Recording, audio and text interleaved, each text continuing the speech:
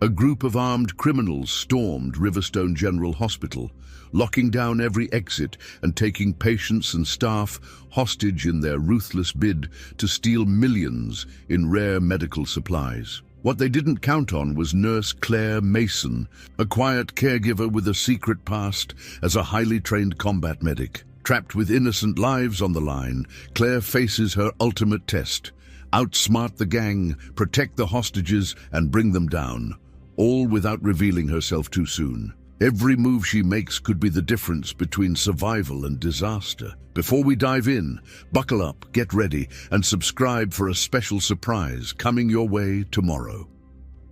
The hum of fluorescent lights filled the air as Claire Mason moved swiftly through the busy halls of Riverstone General Hospital. Her shift had started at sunrise, and by mid-afternoon, she was running on little more than adrenaline and the strong coffee she'd gulped down hours earlier. A patient's monitor beeped steadily in one room, while down the hall, a frazzled intern called out for help with a sudden drop in vitals. Claire didn't hesitate. She swooped in, calmly guiding the younger nurse on what to do, her voice steady.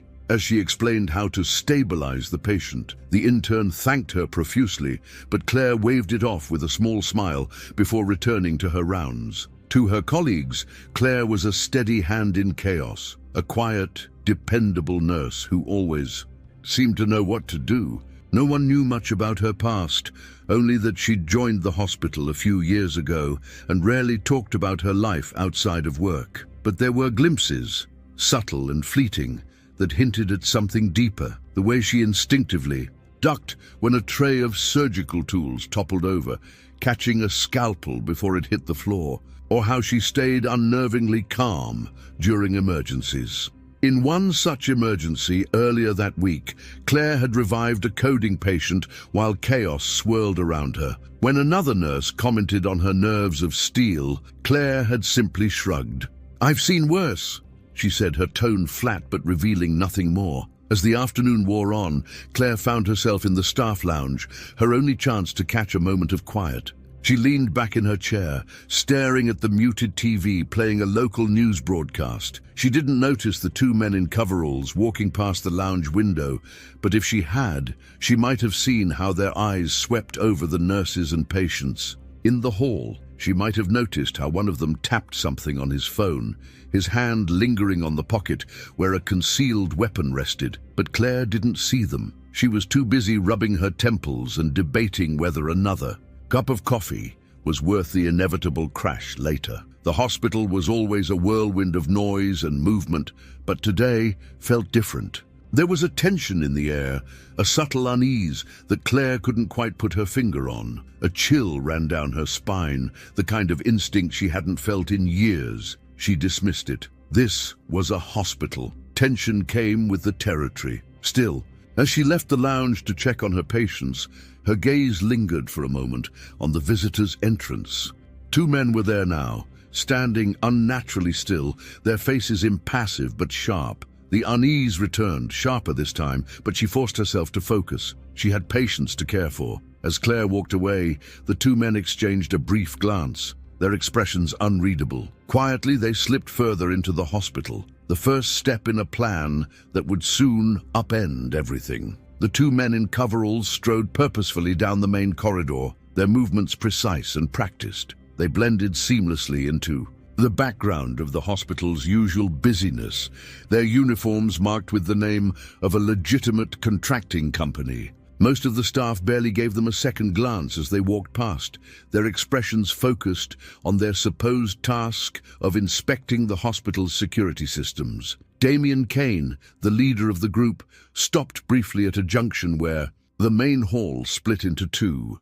He glanced at a map on the wall, seemingly to orient himself, but in truth, he was studying the layout for escape routes. His dark eyes were cold and calculating, scanning for cameras, exits, and potential obstacles. Behind him, his second-in-command, a wiry man with a permanent smirk named Travis, carried a black duffel bag that looked heavier than it should have been. "Pharmacies on the third floor, southeast wing," Damien murmured under his breath, just loud enough for Travis to hear. "Keep it clean. We don't need complications." Travis gave a curt nod, though the smirk never left his face. "Relax, boss. We've done this before." Damien didn't respond. He knew better than to trust anyone completely, even his own team. They'd rehearsed the plan down to the last detail, but hospitals were unpredictable places. A late delivery, a security guard on break, or even an overly curious nurse could throw everything off. As they moved toward the maintenance elevator, Damien pressed a small button on a device in his pocket. In an instant, the hospital's wireless network went down. Security cameras froze on looped footage, and the badge access system for restricted areas was disabled. It was subtle enough that no one would notice immediately, but it gave them the edge they needed. Claire was at the nurse's station on the second floor when she first noticed something was off. She was reviewing a patient's chart when the hospital's main intercom system crackled briefly, then went silent. The small computer screen on her desk, which had been displaying patient data, flickered and froze. "Technical glitch? 1 of her colleagues muttered, tapping their own unresponsive screen. Claire frowned.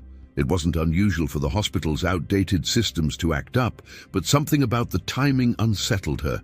Her mind, trained to spot patterns in chaos, flagged it as a potential anomaly. Meanwhile, Damien and Travis reached the elevator and stepped inside. As the doors slid shut, they exchanged another glance. "You're sure no one suspects anything?"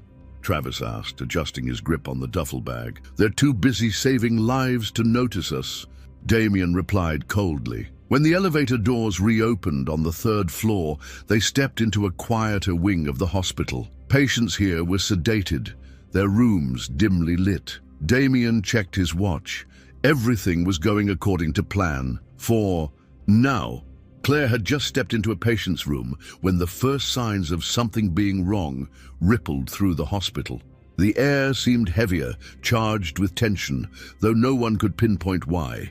She helped her elderly patient adjust their oxygen mask, her movements steady, but her thoughts lingered on the strange flicker in the hospital's systems earlier. Something wasn't sitting right with her. As she exited the room, the hall felt oddly quiet. Nurses who normally bustled between patients now lingered at the station, their voices low as they exchanged confused glances. An announcement about a fire drill crackled over the intercom, but it was clipped and rushed, as though the speaker wanted to get through it as quickly as possible. Claire's brow furrowed. Fire drills were never unannounced. Before she could ask a colleague about it, the elevators at the far end of the corridor chimed. 3 men in dark clothing stepped out, each carrying weapons partially hidden under their jackets. Claire froze, her heart dropping into her stomach as the men strode forward with unnerving calm. "Everyone, stay where you are," one of them barked, his voice sharp and authoritative. "This is a controlled situation. Follow instructions and no one gets hurt." Panic rippled through the staff and patients nearby. A nurse dropped a clipboard with a clatter, but no one dared to move. The men fanned out, one heading toward the nurses' station, while another secured the hallway doors. The leader, a tall man with a chiseled face and piercing eyes, addressed the group directly. "This hospital is now under lockdown," he announced. "We're here for one thing and one thing only. Cooperate, and this will all be over before you know it." Claire stood near the back of the crowd, her pulse pounding in her ears. She quickly scanned the men, noting their body language and gear. They were too organized to be amateurs. Their movements were deliberate, and the weapons they carried weren't standard issue for street thugs. These were professionals, but that didn't mean they wouldn't make mistakes. She ducked slightly, angling herself behind a tall physician to avoid drawing attention. Her training kicked in, urging her to assess the situation logically. The men weren't here to hurt people indiscriminately. That much was clear from their leader's measured tone. But hostages always meant leverage, and leverage meant danger.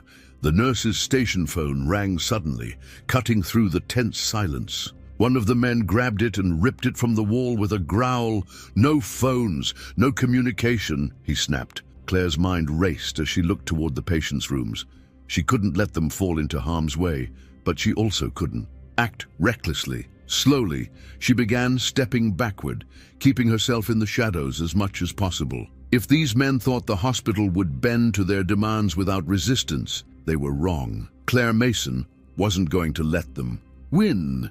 But for now, she had to stay hidden and stay alive.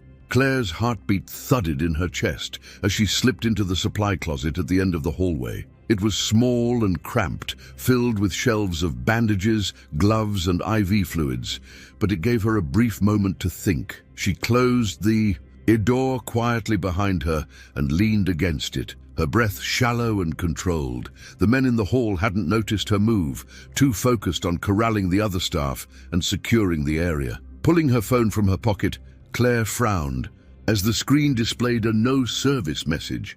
It wasn't a surprise. Whoever these men were, they had clearly prepared for this, likely jamming signals to prevent outside communication. That meant any calls for help would need to come from landlines, and those were being systematically destroyed. She crouched down, carefully rummaging through the lower shelves. Her fingers brushed against a pack of surgical gloves, and she hesitated. Medical supplies wouldn't be much help in this situation, but a sharp scalpel or syringe could serve as a last resort. She grabbed a pair of trauma shears, tucking them into the waistband of her scrubs, and slid a small flashlight into her pocket. A loud bang echoed down the hallway, making her flinch. The men were likely reinforcing their control over the area, breaking doors or equipment to assert dominance. She peeked through the slats of the closet door, her field of vision limited, but enough to see the main corridor. One of the men stood near the nurses' station, barking orders at a group of frightened staff. Another paced the hall, glancing into patient rooms with a sharp, calculating gaze. Her jaw tightened. The patients, they were the most vulnerable, and their care depended on the nurses and doctors now being held at gunpoint. Claire couldn't let fear paralyze her, not when lives were at stake. She needed a plan, and fast. She mentally catalogued the hospital layout, her combat training surfacing as if it had never left. The pharmacy, where the men were likely headed, was 2 floors above her. If she could stay out of sight and reach the maintenance stairs, she might be able to move unnoticed. There, she could scout their movements and gather more information. But first, she needed to assess the situation more closely. The pacing man stopped outside a patient's room, peering inside. His posture stiffened as if he'd seen something, and he motioned for the leader to join him. They entered the room, leaving the hallway momentarily clear. Claire seized the opportunity, slipping out of the closet and hugging the wall. Every step she took was deliberate, her body tense and ready. She made her way to the edge of the hallway, stopping just shy of the corner where the stairs were located. A quick glance confirmed the coast was clear, and she ducked into the stairwell. For now, she was unnoticed. But Claire knew the clock was ticking, and it wouldn't be long before the intruders realized they had a wild card among them. The stairwell was eerily quiet, the sound of Claire's careful footsteps swallowed by the thick concrete walls. She kept her movements light and controlled, listening for any sign of the intruders. If they were using the main elevators and corridors to move through the hospital, the stairwells might be her only advantage. She reached the landing for the 3rd floor and paused, pressing herself against the wall, the small window in the stairwell. Dutta offered a limited view of the hallway beyond. She could see the shadow of a man standing just out of sight, his posture rigid, a rifle slung casually across his chest. He wasn't moving, clearly stationed there as a guard. Claire withdrew, slowly, careful not to make a sound. She couldn't go through the main door without being seen, but she knew this hospital well. There was another stairwell at the far end of the building that might be unguarded, and she needed to reach it without drawing attention. Descending 1 floor, she stepped out cautiously into the 2nd floor corridor. This level was quieter than usual, the usual hum of activity reduced to sporadic whispers and muffled cries from patients who didn't understand what was happening. The staff here seemed to have followed the intruders' orders to stay put, leaving Claire to move, largely undetected. As she passed by a storage room, the faint glow of a monitor caught her eye. She hesitated, then stepped inside, realizing this was one of the hospital's smaller security hubs. Most of the monitors displayed frozen footage, clear evidence that the intruders had hacked the system, but a few feeds showed live video from areas the criminals hadn't yet reached. Claire scanned the screens quickly, noting the locations of the intruders. Most were concentrated around the pharmacy, as she'd suspected. The leader, Damien, was directing 2 men to secure the area, while another worked to access the locked drug cabinets.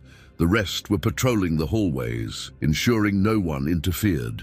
Her eyes narrowed. The pharmacy was their target, but their careful planning told her this wasn't just about theft. This operation was too precise, too well executed for a smash and grab. They wanted something specific, something valuable enough to justify taking over an entire hospital. A sharp knock on the nearby door snapped her attention back to the present. Claire froze, her hand instinctively moving to the trauma shears tucked into her waistband. The knock came again, softer this time, and she realized it wasn't from the door she'd entered. It was from the wall panel on the opposite side of the room. She crept over and pried open the panel, revealing a small crawl space used for running. Electrical lines. Inside was a young nurse, her wide eyes brimming with fear. "Claire," the nurse whispered hoarsely, recognizing her. "What's going on? They took my station." "Shh," Claire said, holding a finger to her lips. "Stay. Here, don't move unless I come back." The nurse nodded shakily, and Claire closed the panel, her resolve hardening. She needed to stay ahead of the intruders, and she couldn't do it alone. Claire moved silently through the hallway, her senses heightened with every step. She wasn't just a nurse now. She was back in survival mode, her combat training slipping into place like a second skin. The sight of the frightened nurse hiding in the crawlspace only solidified her resolve. She couldn't let fear paralyze her, not when innocent lives were at stake. Ahead, the corridor curved toward the staff lounge. Claire paused at the corner, listening intently. Faint voices echoed from the direction of the main elevators. She edged closer, crouching low and staying out of sight. From her position, she could just make out 2 of the intruders standing by a set of double doors. "I'm telling you, it's too quiet," one of them muttered, his voice tense. He was younger, fidgeting with the strap of his rifle. "Something feels off." "Relax," the other replied, his tone dripping with confidence. He leaned casually against the wall, arms crossed over his chest. "Nobody's stupid enough to try anything. We've got this place locked down." Claire's mind raced as she took in the scene. The confident one was in charge here, but his arrogance made him sloppy. The younger one, on the other hand, was nervous, jittery enough to make mistakes. She had to use that to her advantage. She backed away quietly, moving to a nearby utility closet. Inside, she found what she was looking for: a stack of cleaning supplies and a cart used by the janitorial staff. Working quickly, she filled a bucket with soapy water, grabbed a mop, and draped a folded towel over her shoulder. She didn't have a fully formed plan, but if she looked like she was supposed to be there, she might be able to get closer and gather more intel. Pushing the cart into the hallway, Claire kept her head down, and her pace steady. Her heart pounded. As she approached the 2 men, who were still deep in conversation, the younger one glanced at her, his hand tightening on his weapon. "Hey!" he called out, his voice sharp. "What are you doing?" Claire stopped, keeping her expression calm, but slightly annoyed. She gestured to the cart. "What does it look like?" "I'm cleaning. You want the whole place to stink while you're here?" The confident one chuckled, waving a dismissive hand at his companion. "Let her go. She's just a janitor." The younger man hesitated, his gaze narrowing as he studied her. Claire held his gaze for a moment, just long enough to make him uncomfortable. Before pushing the cart past them, she turned the corner and let out a slow, controlled breath. She'd bought herself some time, but it wouldn't last. Now she needed to act fast. Reaching into her pocket, she pulled out a disposable phone she'd found earlier in the supply closet. It was outdated but functional, and she quickly typed a message, attaching a photo of the men she'd snapped earlier. The message was simple: "Armed intruders. Riverstone General. Need backup." She hit send, praying it would go through before the signal jammer blocked it. The message sent, Claire quickly tucked the disposable phone back into her pocket and pushed the cleaning cart into an empty patient room. The room was dimly lit, with its occupant sound asleep thanks to heavy sedation. Claire paused for a moment, her gaze drifting to the patient's frail form. They had no idea what was happening just beyond their door, and Claire silently vowed to keep it that way. She crouched by the bed, pulling the phone out again to double-check the signal. The message sent confirmation still glowed faintly. On the screen, relief washed over her, but it was fleeting. The hospital's signal jamming made it impossible to know if her message had reached anyone who could help, and even if it had, reinforcements wouldn't arrive for some time. For now, it was just her. She turned her attention to the men she'd just passed in the hallway. One of them, the nervous one, was clearly on edge. If she could create more pressure, she might be able to exploit his anxiety and force a mistake. Claire's mind raced, calculating risks and potential outcomes. There was no room for error. Reaching into the cleaning cart, she pulled out a bottle of isopropyl alcohol and an empty syringe. Her hands moved with practiced precision, filling the syringe with the liquid, before slipping it into her pocket. It wasn't much, but it could buy her a critical advantage if things went south. Just as she finished preparing, the sound of heavy footsteps approached. Claire flattened herself against the wall near the door, peeking out through the small window. Another man had joined the pair outside, this one stockier and wearing a tactical vest. He spoke in low, clipped tones, and although Claire couldn't make out the words, his body language screamed authority. The men nodded in unison before splitting up, the new arrival heading toward the elevators while the others stayed behind. To guard the hallway, Claire's mind raced as she processed the shift. The more the group divided themselves, the more opportunities she had to act. She slipped out of the room, her movements swift and silent. Staying close to the wall, she approached the corner where the two guards were stationed. Her heart pounded. As she glanced down the hallway, confirming the direction the third man had gone, as she rounded the corner, she spotted a rolling supply cart left unattended near the nurse's station. An idea formed, dangerous but potentially effective. She grabbed a small box from the cart and lobbed it down the hallway in the opposite direction, letting it clatter loudly against the floor. The younger guard jumped, his rifle snapping to the ready. "What was that?" he hissed, his voice betraying his nerves. The confident one rolled his eyes. "Probably just something falling over. Go check it out if you're so worried." Claire pressed herself against the wall as the younger man approached, his steps tentative. She waited, her grip tightening on the syringe. The moment he came close, she'd make her move. The younger guard approached the fallen box cautiously, his rifle raised, and his eyes darting nervously from side to side. Claire waited in the shadows, her breath slow and measured, every muscle in her body tensed. She clutched the syringe filled with isopropyl alcohol in her hand, her fingers steady, despite the adrenaline coursing through her veins. Timing was everything now. The guard bent slightly to inspect the box, his back turned to her. Claire moved swiftly, stepping out of the shadows and striking with precision. She jabbed the syringe into the side of his neck, pressing the plunger down.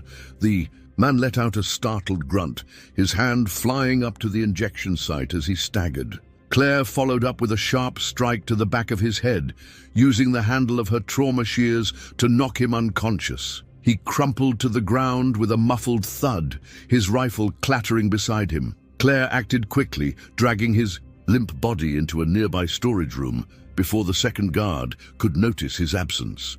She stripped the man of his earpiece and weapon, shoving both into her waistband. The earpiece crackled faintly with static, and she adjusted it carefully to avoid drawing attention. "Any movement on your end?"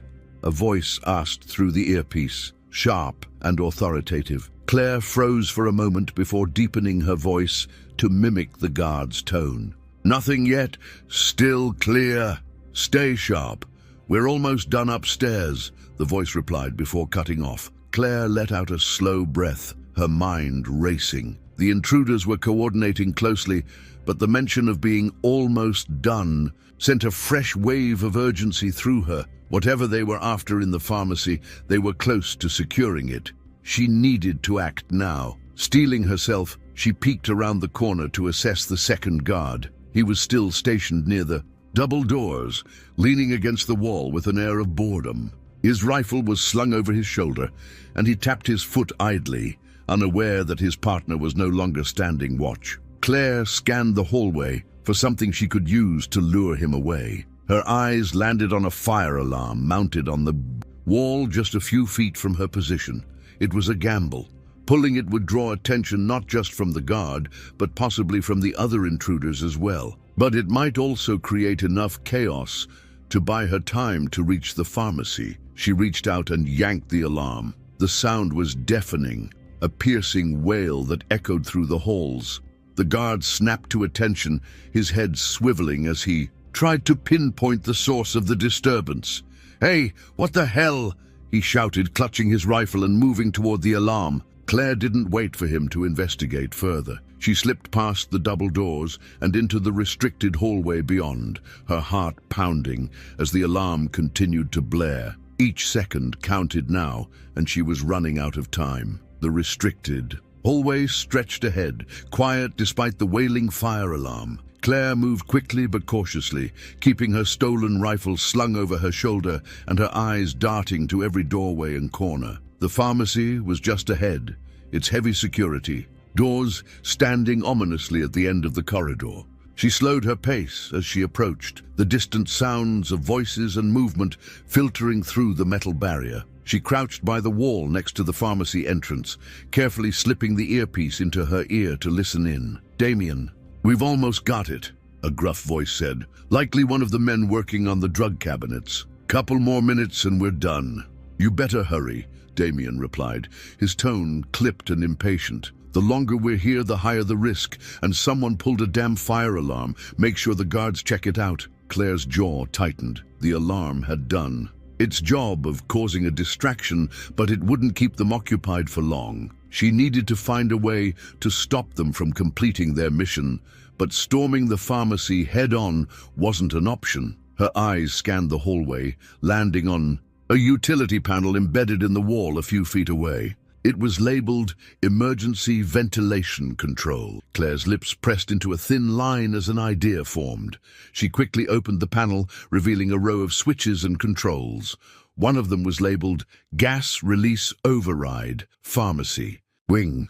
Claire's fingers hesitated for only a moment before flipping the switch. A faint hiss echoed through the corridor as the ventilation system activated. Inside the pharmacy, she heard the men shout in confusion. "What's going on?" One of them yelled. "Gas release," another voice snapped. "It's not lethal, but it's gonna sting like hell if we don't—" "Get the masks on!" Damien barked. Claire took advantage of the chaos. She slipped back down the hall, finding cover behind a supply cart as the pharmacy doors hissed open. Two men stumbled out first, coughing and rubbing their eyes despite the masks they were struggling to pull on. Claire raised her rifle, aiming carefully, and fired two non-lethal shots, hitting both men in the legs. They crumpled with shouts of pain, their weapons clattering to the floor. Inside the pharmacy, more shouting erupted as Damien and another man realized what had happened. Claire ducked as a volley of bullets sprayed into the hallway, punching holes in the walls and ricocheting off the floor. She stayed low, using the supply cart as cover. "You think you can stop us?" Damien's voice roared from inside. "You're just one person." Claire didn't respond. Instead, she reached into her pocket and pulled out the younger guard's stolen earpiece. She adjusted the frequency, knowing the intruders' communication lines were open to all of them. "This is your only warning," she said coldly into the mic. "Surrender now, or you won't make it out of this building alive." Silence fell on the other end of the line, heavy with tension. For the first time, Damien hesitated. The silence over the earpiece was short-lived. A harsh laugh crackled through the line, followed by Damien's cold voice. "You think you're clever, don't you? I don't know who you are, but this isn't a fight you can win." Claire didn't respond. She couldn't afford to engage in a war of words, not when her time was running out. Instead, she stayed crouched behind the supply cart, formulating her next move as she listened to the frantic sounds of the intruders scrambling to regroup inside the pharmacy. "Stay sharp!" Damien barked to his team. "Whoever this is, they're close. I want eyes on every hallway. Get the package ready. To move now." Claire peeked around the edge of the cart, her eyes narrowing as she saw one of the injured men she'd taken down crawling toward his weapon. She moved swiftly, rising to her feet and darting forward to kick the rifle out of his reach. He groaned in frustration, but before he could yell for help, she pressed the muzzle of her stolen rifle against his chest. "Don't even think about it," she said in a low, icy tone. The man froze, his eyes wide with fear. Claire reached down, yanking the earpiece from his ear and tossing it aside to cut off his connection to the rest of the team. She searched him quickly, finding a spare clip of ammunition and slipping it into her pocket. Behind her, the pharmacy doors hissed open again, and Claire ducked back just in time to avoid another barrage of gunfire. She rolled to the side, using a nearby pillar for cover as bullets tore through the air. The sharp scent of gunpowder filled her nose, and her pulse quickened as she assessed the situation. Damien stepped into the hallway, flanked by another armed man. He held a black case in one hand, his expression furious but controlled. The case had to contain whatever they'd come for, something valuable enough to risk an armed takeover of a hospital. "Who are you?" Damien demanded, his voice cutting through the chaos. "A cop? Military? What's your game?" Claire didn't answer. Instead, she shifted her position, aiming for the light fixture above Damien's head. She fired a single shot, shattering the bulb and sending sparks raining down. The sudden burst of light and noise made the men flinch, giving her the opening. She needed to move closer. Damien recovered quickly, raising his weapon and scanning the hallway. "You've got guts, I'll give you that," he growled. "But this ends now." Claire didn't wait for him to make the first move. She darted out from behind the pillar, firing a controlled burst at the man beside Damien. The guard went down with a cry, clutching his leg. Damien turned his weapon on her, but Claire was faster, closing the distance between them in a few quick strides.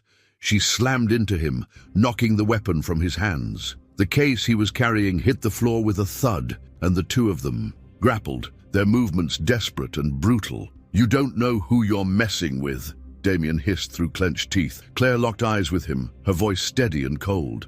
"Neither do you." Damien's strength was undeniable, his years of experience evident in the way he fought.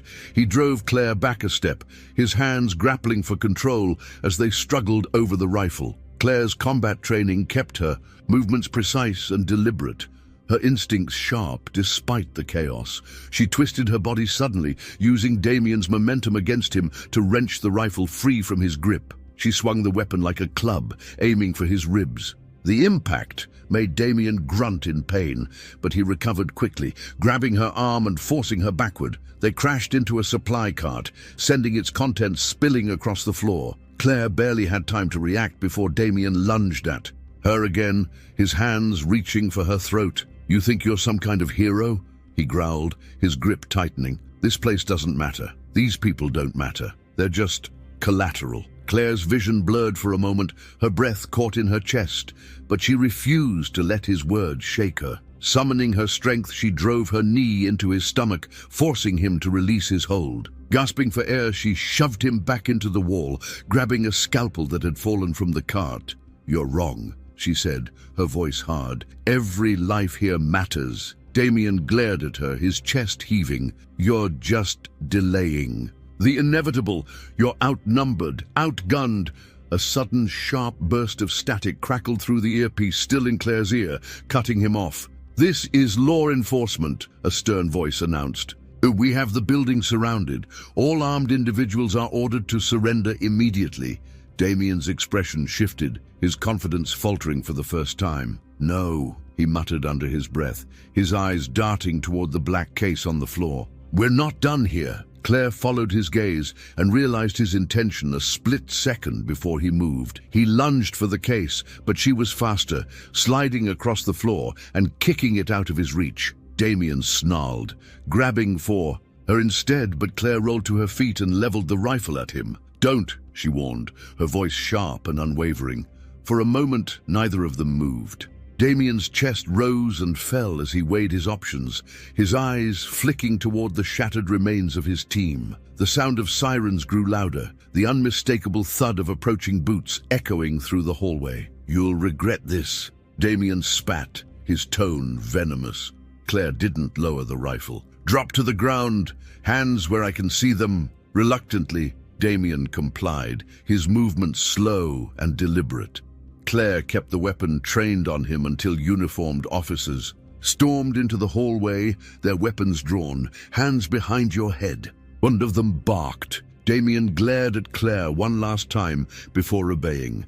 As the officers cuffed him and secured the area, Claire finally allowed herself a moment to breathe. But the adrenaline still coursed through her, her hands trembling slightly. As she lowered the rifle, it wasn't over yet, but the tide had turned.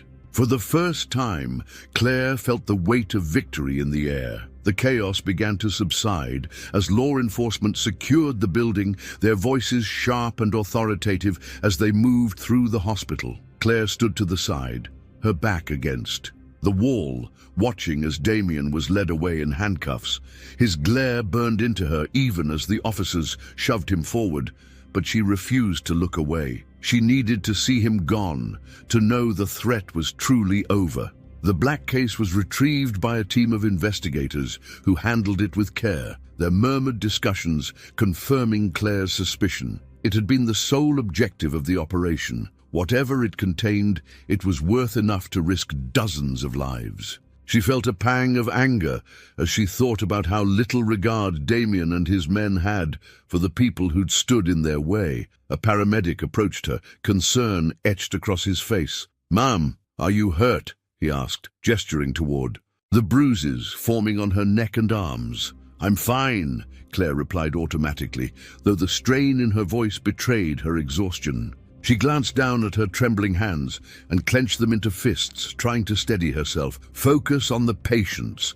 They're the ones who need help." The paramedic hesitated, but nodded, moving on to assist a nurse who was guiding a frightened patient back to their room. Claire pushed off the wall, her body aching with every step, and began making her way through the hospital. The sight of her colleagues and patients slowly returning to a sense of normalcy filled her with a quiet sense of relief. Nurses comforted each other, doctors checked on their wards, and patients who'd hidden during the ordeal were led back to safety. The hospital wasn't fully operational yet, but it was alive, and that was what mattered. In the main lobby, Claire found herself face to face with a police officer who had a clipboard in hand.